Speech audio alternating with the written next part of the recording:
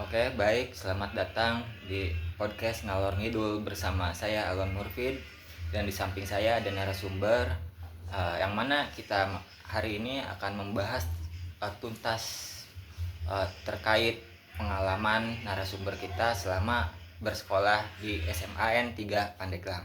Nah, sebelumnya saya perkenalkan dulu narasumber kita, yaitu Destiana. Silakan perkenalkan diri Anda. Perkenalkan, nama saya Destiana Putri. Saya dari alumni SMAN 3 Pandeglang. Nah, jadi di samping saya Destiana Putri, beliau adalah alumni dari SMAN 3 Pandeglang, ya masih termasuk fresh graduate gitu ya. Nah, uh, baik. Jadi bagaimana pengalaman Anda terkait sekolah dan terkait guru BK atau guru BP yang ada di sekolah SMAN 3 Pandeglang itu? Ya baik, bukan guru BP itu kelihatannya nggak kayak galak banget, tapi Ya. seru kalau diajak ngobrol. Bukan tentang dari kenakalan aja dilihatnya gitu tuh. Iya. Tapi dari pandangan saya, Desti, guru BK itu baik. Ya, guru BK itu baik.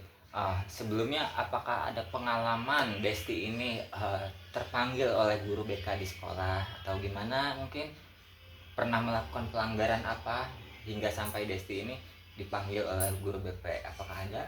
Pernah Pernah.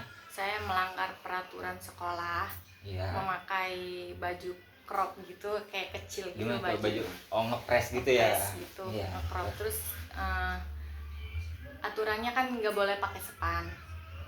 Span itu kayak gimana? Rok sepan gitu, Rok kayak span kecil. ngepres gitu Ngepres ya, banget. dapat ngecilin gitu. Dapat Ya. ngecilin. Terus? Kan nggak boleh pakai itu. Ya. Tapi saya memakainya saja gitu tuh. Terus saya dipanggil, jangan ngulangin lagi. Pernah dikasih hukuman waktu itu? Dikasih hukuman apa hanya sekedar pengingatan saja? Sekali pengingatan, kedua kalinya dikasih hukuman. Apa? Pernah dikasih hukuman kayak gimana? Kalau pakai rok sepan lagi diulangin, harus pakai sarung sampai beres sekolah, sampai beres pelajaran. Tapi di sebagian sekolah yang biasanya melanggar terkait pakaian kayak gitu, biasanya suka digunting gitu. Apakah pernah mengalami? Pernah. Digunting sampai habis gitu. Untuk Destinya sendiri, selama pengalaman itu, selama terkena hukuman dan dipanggil guru BP atau guru BK itu, apakah Desti merasakan perubahan, atau misalkan hukuman yang diberikan oleh guru BP itu bisa kamu ambil dan bisa merubah diri kamu gitu? Bisa dirubah enggak gitu? Bisa dirubah karena hukuman tersebut. Berarti hukuman dan peringatan yang diberikan sama guru BP atau guru BK yang di sekolah Desti itu berdampak gitu, berdampak sama keseharian Desti juga gitu. Ya. Nah, apakah itu sangat efisien hukuman kayak gitu menurut Desti?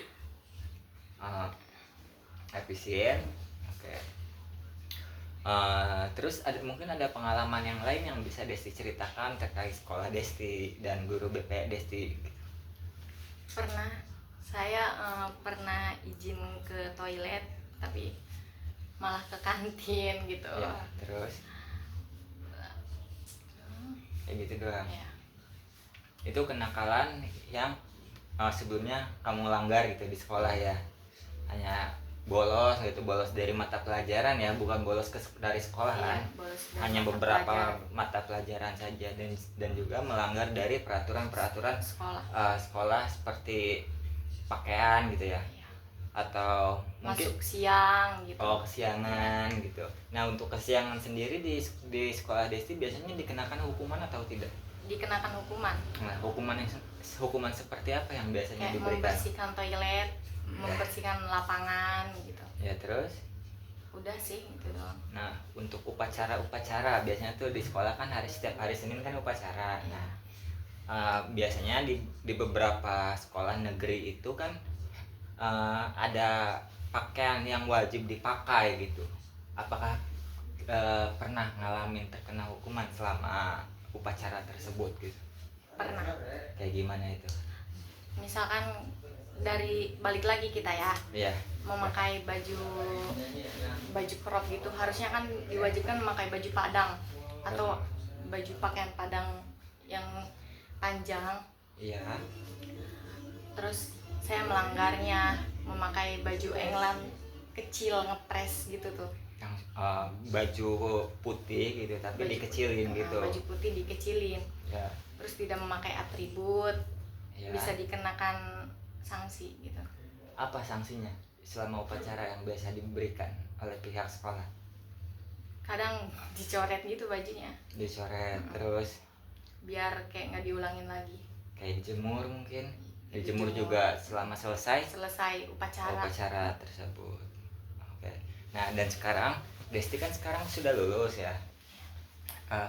Apakah sangat efisien hukuman-hukuman yang telah diberikan dan arahan-arahan yang telah diberikan oleh wali kelas atau guru BK Desti selama di sekolah? Apakah semua itu terpakai di luar sekolah ini gitu?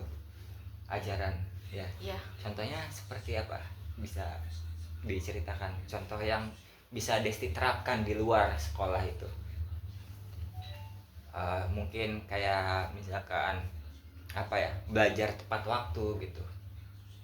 Apakah itu bisa diterapkan selama di luar sekolah? Iya, bisa.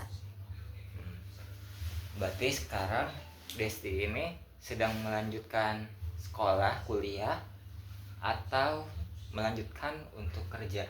Melanjutkan untuk kerja setelah sekolah saya lulus. Setelah lulus melanjutkan tentang kerja.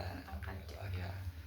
Sebelumnya waktu sebelum lulus dari SMA ini nih ya, apakah Desti pernah melakukan bimbingan karir atau bertemu sekedar cerita saja dengan guru BK yang ada di sekolahan Desti gitu? Nggak pernah. Nggak pernah ada arahan gitu Nggak ada. untuk tes ke sana ke sini gitu, melakukan Nggak ada. tes. Tapi sempat ada briefing, sempat ada apa namanya saran atau arahan dari guru itu, kamu harus melanjutin kemana, kamu harus kemana gitu? Nggak ada sih. Nggak ada. Berarti sekolah cuman pulang pergi aja gitu ya? Oke, baik. Nah, kenapa Desti ini lebih memilih untuk lanjut bekerja ketimbang dengan kuliah atau belajar lagi gitu? Biar ini sih dapat pengalaman gitu, cari pengalaman aja. Ada pengalaman. Dan untuk keluarga Desti sendiri bagaimana? Lebih mendukung Desti untuk melanjutkan pendidikan atau untuk kerja? Lebih mendukung untuk kerja. Untuk kerja. Kenapa harus langsung kerja gitu? Kenapa tidak melanjutkan lagi gitu untuk meneruskan pendidikan yang lebih tinggi? Kayak orang tua mah gimana ngikut anaknya aja gitu, senyamannya. Senyamannya, karena itu pilihan Desti gitu. Apakah kerja juga karena keterpaksaan gitu dengan ekonomi keluarga atau bagaimana? Enggak Ada juga pengen sendiri dan pengen membantu keadaan orang tua mungkin ya. Oke. Nah, selama di sekolah ini momen-momen dan pengalaman yang apa ya, yang sangat penting atau sangat berarti sama diri Desti yang nggak bisa Desti lupakan, itu pengalaman apa sih selama di sekolah ini, selama proses sekolah ini dari kelas 1 sampai hingga lulus? Senang bareng gitu, bisa ketemu banyak orang. Iya, terus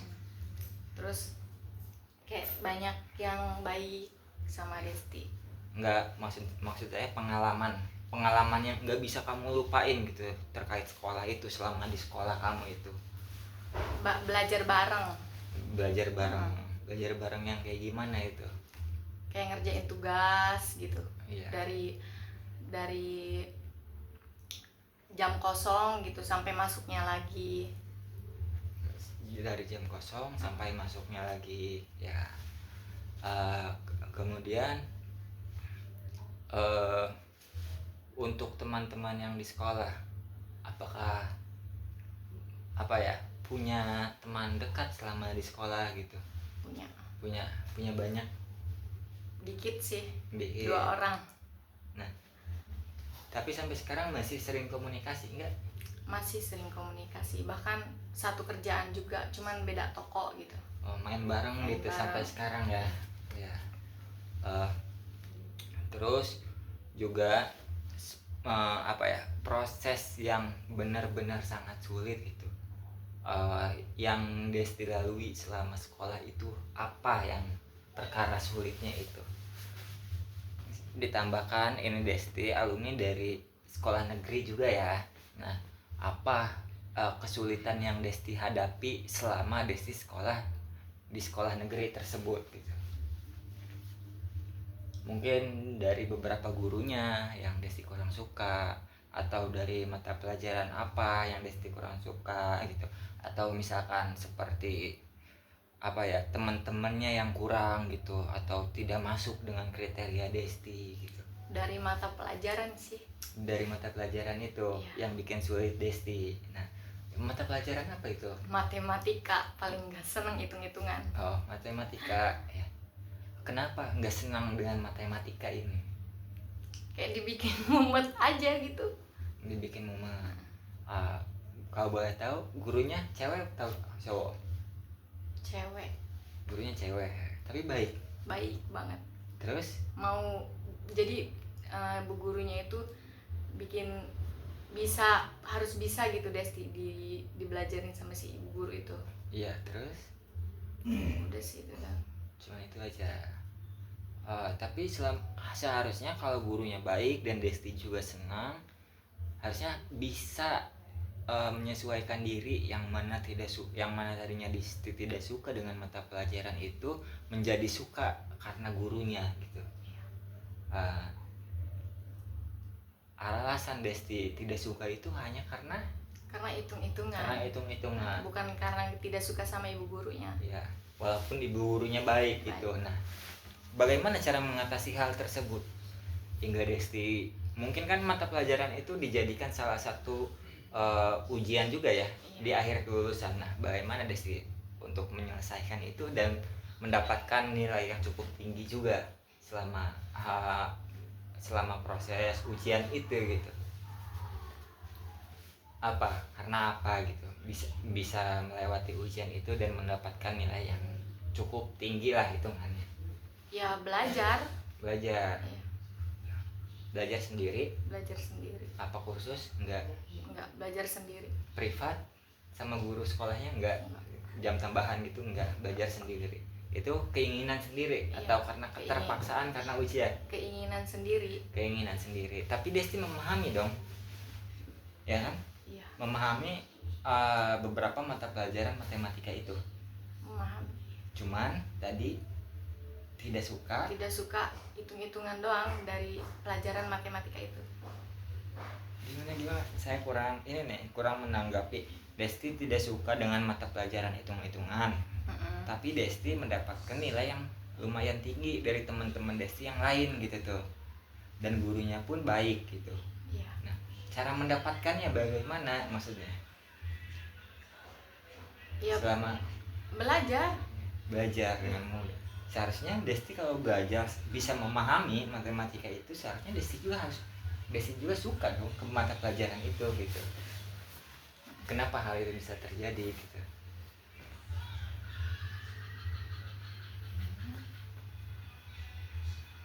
Oke, mungkin kita skip terkait pertanyaan itu, yang memang itu mungkin privasi dari Desti sendiri ya. Nah, sekarang lanjut ke pengalaman Desti selama bekerja sekarang gitu. Bagaimana sebelum di pekerjaan yang sekarang, apakah saya boleh tahu apa pekerjaan Desti sebelumnya sewaktu setelah Desti lulus dari sekolah itu? Desti ini pernah kerja di mana aja gitu? Pernah kerja di live Shopee gitu tuh. Oh ya, live Shopee. Itu pekerjaan pertama itu? Pekerjaan pertama. Ya, terus setelah itu bekerja di toko sendal sepatu. Toko sendal sepatu. Terus ada lagi? Udah sih. Berarti selama ini Desti cuman mendapatkan pengalaman dan pekerjaan di 2 tempat saja Di 2 tempat. setelah lulus sekolah. Sekolah. Nah, bagaimana tanggapan Desti terkait sebagai live Shopee itu? Nah, mulai asik nih ya di sini ya, karena pengalaman kerjanya yang melalui digital gitu, yang mana sekarang kita sudah mengalami pesat gitu ya, kemajuan teknologi yang mana kita bisa berjualan secara live mungkin sekarang ya kan. Nah, pengalaman Desti selama live Shopee bagaimana? Asik sih, seru gitu. Iya, seru. Terus Cuman apa lagi? jujur aja sulit ngomong. Sulit ngomong. Itu selama live itu bagaimana cara kerjanya gitu? Saya juga emang kurang memahami dan kurang tahu gitu untuk live Shopee. Itu biasanya kayak gimana? Kayak kita ngomong gitu menjualkan barang. Iya, terus coba bisa diceritakan prosesnya kayak gimana? Ya kayak jualan aja gitu tuh. Iya. Terus Menjual barang. iya, tahu menjual barang ya, karena itu live Shopee gitu. Maksudnya ini prosesnya kayak gimana? Waktu Desti masuk dijelasin kayak gimana gitu. Barang apa aja gitu. Ya pengalaman Desti aja, maksudnya bisa tolong ceritakan saja gitu terkait pengalaman Desti selama live itu gitu. Ya ngomong-ngomong aja gitu doang. Gitu. Kalau penjualan live Shopee mah Kan biasanya live Shopee itu kan suka ada keranjang kuning kayak gitu. Itu biasanya menambahkannya kayak gimana gitu. Apakah punya jam sendiri gitu? iya punya jam sendiri. Biasanya live dari jam berapa sampai jam berapa? Dari jam 7 sampai jam 9. 7 apa itu? 7 malam. 7 malam sampai jam 9. Kerja aja 3 jam. Kerja 3 jam. Terus yang menyusun Nanti istirahat dalam sejam, main lagi gitu, nge-live lagi. Selama 3 jam tapi dijeda. Dijeda. Oke. Terus untuk penyusunan dalam aplikasinya bagaimana? Ya naruh sampel barang di keranjang kuning gitu. Naruh sampel barang di keranjang kuning. Barang itu dari Destinya atau dapat ngambil dari produk lain? Dari Destinya, nggak ngambil dari produk lain. Jadi menjualkan barang sendiri gitu. Oh, jadi gimana maksudnya? Menjualkan barang sendiri. Jadi stok barang gitu. Stok barang Desti membeli gitu, barang di luar, ya, terus Desti jualkan. dijualkan. Terus untuk penghasilannya bagaimana? Untuk penghasilannya ya dijual dari barang itu. Dijual dari barang itu. Maksudnya gimana sih? Kan kayak kita ngebeli barang itu tuh ya. Kita beli barang dulu di luar, Di luar. pakai uang pribadi. Ya. Kemudian dijual lagi. Nanti kita dapat untung hasil dari situ. dijual dengan harga yang lebih tinggi. Lebih tinggi dari pembelian kita gitu. Oh, berarti bukan dikasih sampel oleh toko yang membuat produk tersebut, bukan. Berarti itu mah jualan Shopee dengan modal sendiri ya. Dikirain saya live Shopee kayak gitu emang stok sudah dibuatkan oleh toko lain yang mengikuti kerjasama dengan Desti gitu.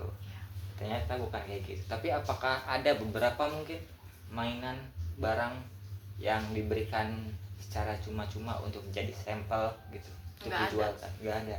Itu semua barang pribadi sendiri. Oke. Nah guys, jadi kayak gitu pengalaman yang Desti alami, yang proses dimana Desti dari semenjak sekolah hingga sekarang mulai bekerja gitu. Untuk lebih lanjutnya kita akan lanjutkan di sesi selanjutnya. Jadi jangan kemana-mana, tetap di sini bareng saya Alon Murfid di podcast Ngalor Ngidul terkait pengalaman manusia.